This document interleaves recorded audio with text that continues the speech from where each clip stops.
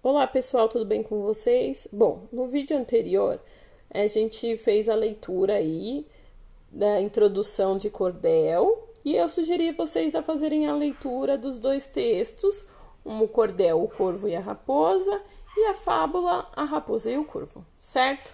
Agora aqui nesse vídeo vamos falar dos exercícios, tá bom?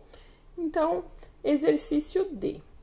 Relacione semelhanças e diferenças entre os dois textos. Então, você vai relatar aí pelo menos duas semelhanças e duas diferenças, tá bom? Exercício E. Dê 3 características para estes personagens. Então, você vai pensar aí em 3 características do corvo e da raposa. Mas não é para você colocar assim, corvo, característica, preto. Não. Raposa, característica, laranja. Não. É para você pensar em relação às atitudes, o comportamento desses personagens, tá bom? Busca no texto que tem bastante informação lá sobre os dois. Página 46. Exercício F.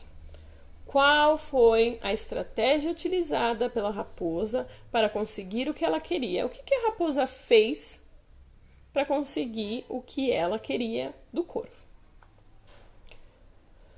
G.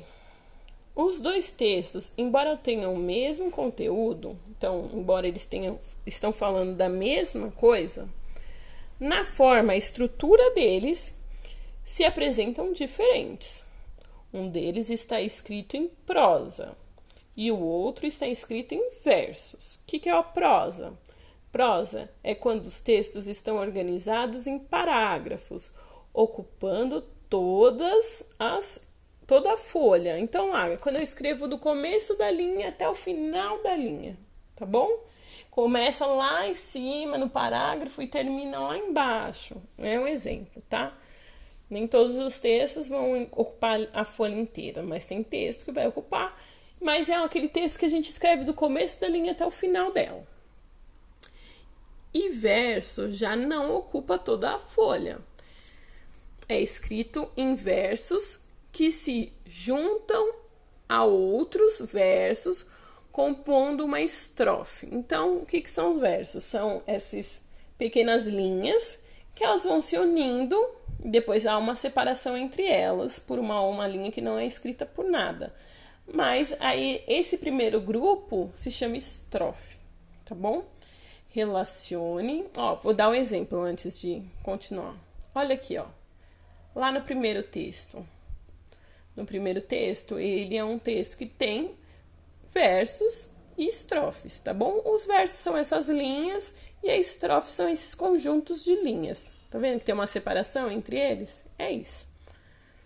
A gente já falou isso na atividade passada também, mas é só para relembrar.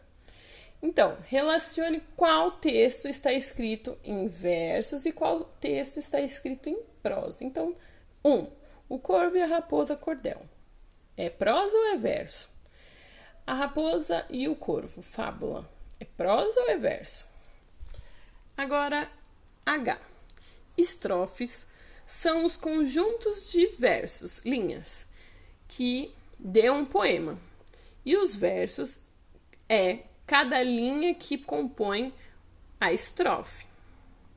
Então, quantas estrofes tem o cordel? E quantos versos tem cada estrofe? Então, você vai lá contar quantas estrofes o cordel tem. E depois você vai colocar lá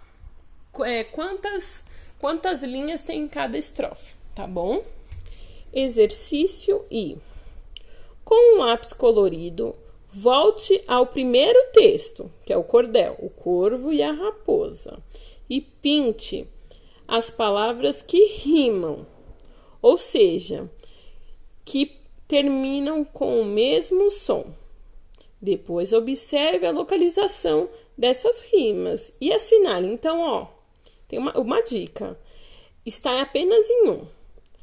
A maioria das rimas, a maior parte das rimas, só vai assinalar um.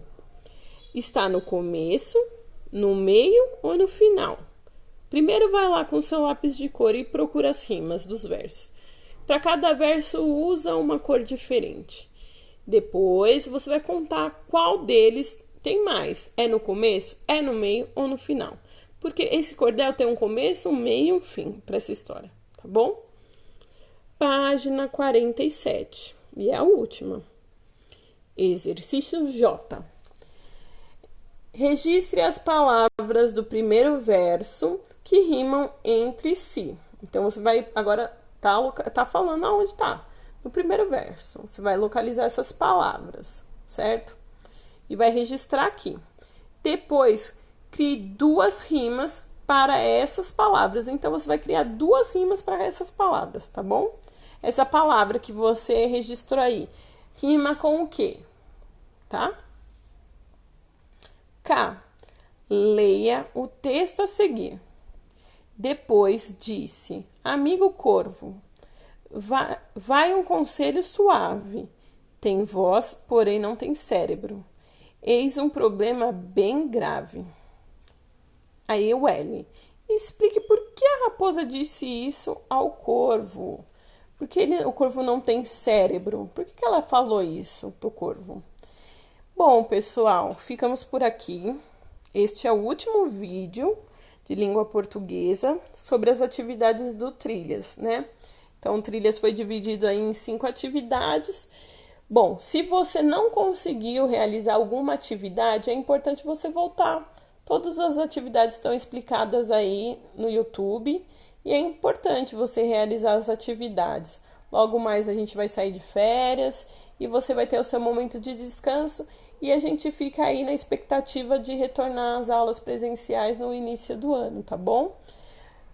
Peço para vocês, se caso tiver qualquer dúvida, sempre entre em contato. Todos vocês têm um telefone aí disponibilizado pelos professores tutores, tá bom? Se cuidem, até mais, abraços e, como sempre, saudade!